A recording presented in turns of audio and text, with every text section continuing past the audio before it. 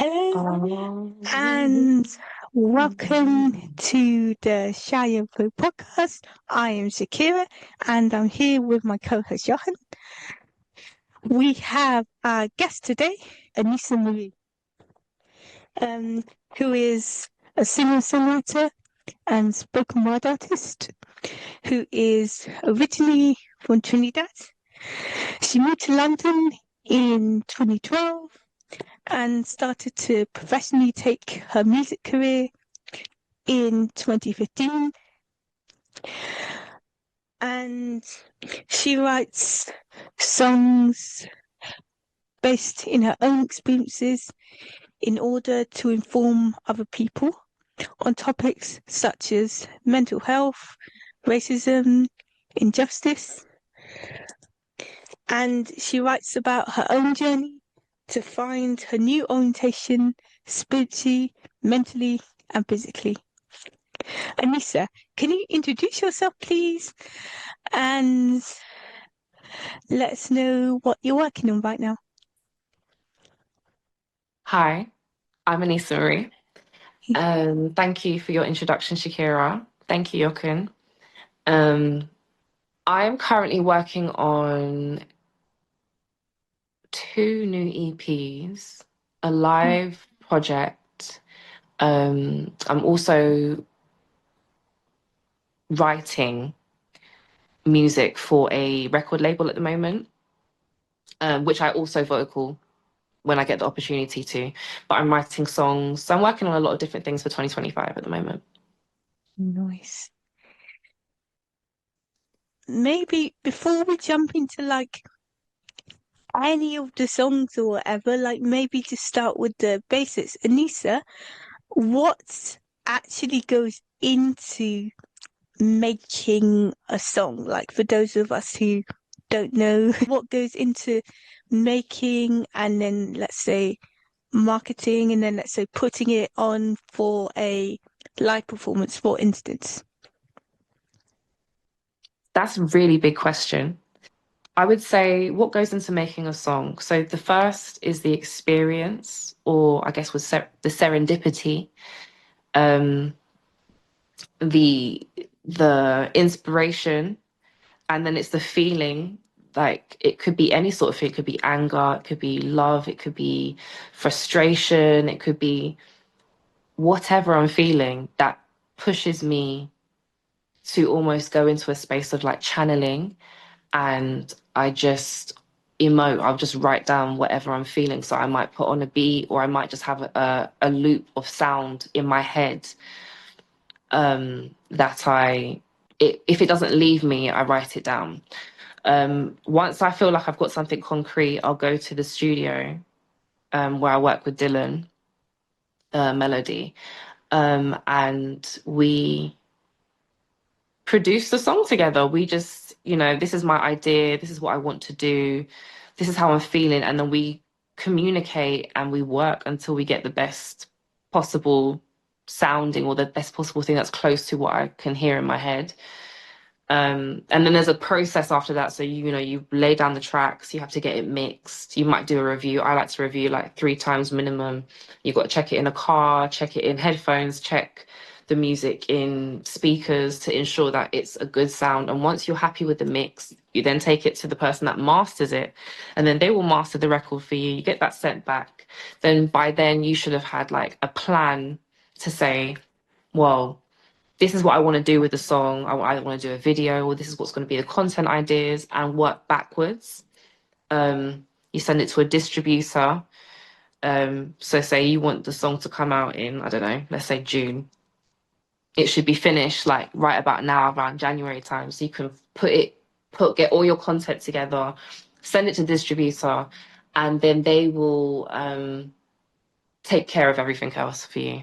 And then you have to work on doing like your content stuff yourself if you've got a team, or if you're independent and you get and produce everything, you get everyone together, and it's a lot of work. It's a lot Yeah. of work.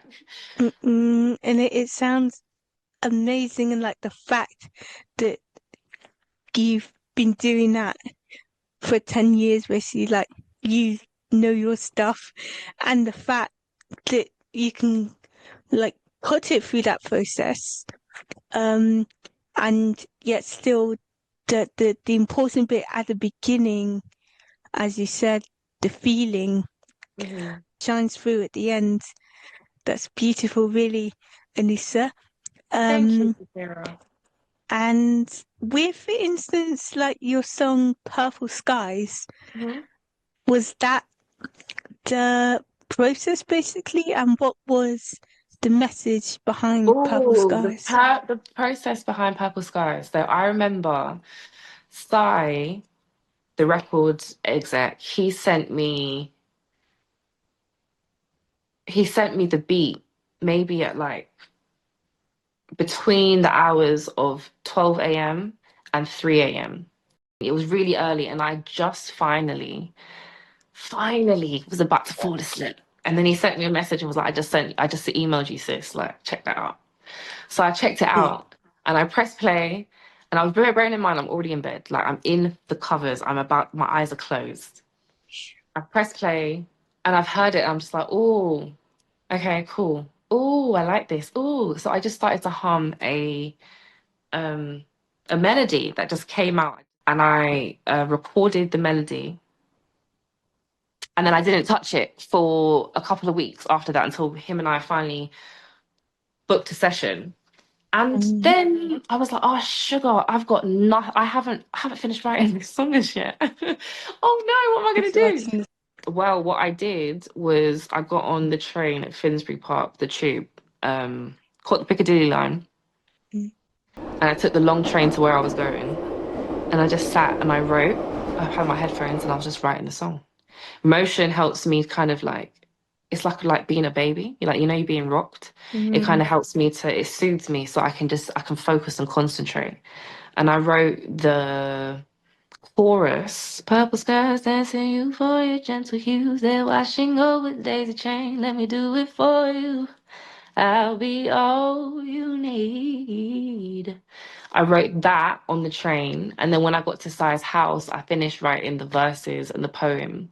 But again, it's all inspired by reality. It was inspired by at the time I was fasting as well. It was like, when was this? Lent last year, 20 mm. for 24.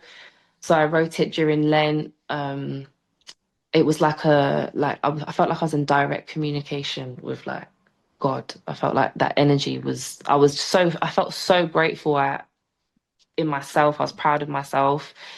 And interestingly enough, I think it works because I'm talking about the experience of life, and that the fact that we're all trying to aspire or to reach our ideal of what we think a good life is and what that looks like, and trying to be good people at the same time. And we're working and it's hard and it feels like there's no way out sometimes, but we're still a part of that. And it's just about the blessing of God. Mm. Yeah. And yeah, so lots of things. I wrote that on the train, wrote that on the way to the studio, but it was inspired by lots of different things. When I finally sat in the studio space and so I kind of just left me to it, I was just feeling very like overwhelmed. I cried a lot when I was writing it as well. And it was my first signed house track. So I wanted it to be special, and I hope that was conveyed. And it's Yeah, it definitely was because it sounded like it was reaching out to like say other people who have in that quote cried 1,000 times.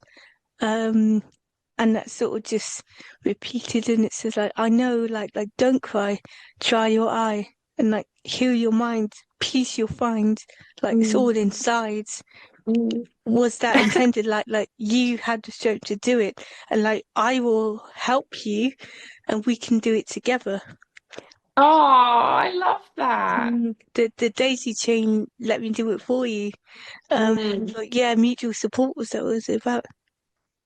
That's something that well, when I was growing up in like nursery and junior school, even in high school, we used to sit in the Mm. field or the garden or the like recreational area and make daisy chains, and we would help each other. Like, and I just thought that's one of my like core memories, and it's such a pleasant memory and such a warm memory that I wanted to put that.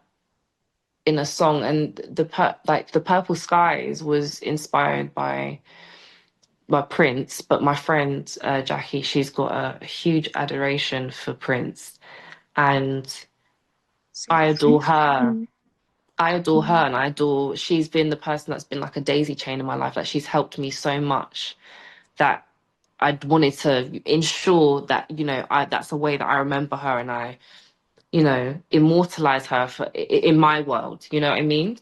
But in a way that it's also poetic and reassuring and comforting. wow. Wow, that's literally amazing. Oh, Um, Amazing that you said like